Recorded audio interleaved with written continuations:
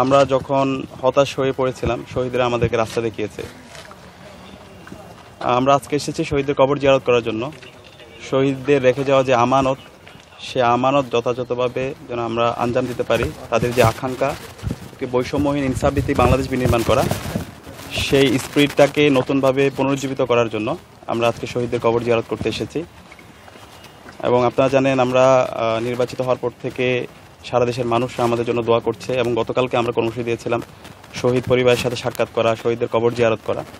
তো আমরা আমাদের জায়গা থেকেও সকল শহীদ পরিবারের কাছে যাওয়ার জন্য চেষ্টা করব, ফোনে কথা বলার চেষ্টা করেছি। মূলত শহীদদের আকাঙ্ক্ষা লালন করাই আমাদের উদ্দেশ্য।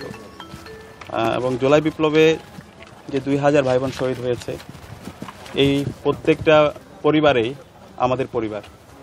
তাদের কথাগুলো, তাদের আকাঙ্ক্ষাগুলো, তাদের প্রত্যাশাগুলো পূরণ করা এখন আমাদের মূল কাজ। এবং সেটা আমরা ঢাকা বিশ্ববিদ্যালয় থেকে শুরু করতে চাই। ঢাকা বিশ্ববিদ্যালয়ে জুলাই বিপ্লব শুরু হয়েছিল এবং সফলতার সাথে আমরা শেষ করতে পেরেছি। এবং এই ঢাকা বিশ্ববিদ্যালয়ে আমরা শহীদদের আকাঙ্ক্ষা, একটি বৈষম্যহীন ইনসাফভিত্তিক বাংলাদেশ বিনির্মাণের চমৎকার একটা নমুনা আমরা হাজির করতে চাই এবং এটা সারা দেশে ছড়িয়ে দিতে চাই। আমরা সারা দেশের সকল শহীদ পরিবারের কাছে দোয়া চাই, মুক্তিকামী ছাত্র জনতার কাছে দোয়া চাই, যেন আমরা আমাদের উপর যে আমানত অর্পিত হয়েছে, সে আমানত যেন আমরা যথাযথ হক আদায় করতে পারি। আমরা এই আমানত, এটা আল্লাহর কাছে আমাদেরকে জবাবদিহি করতে হবে।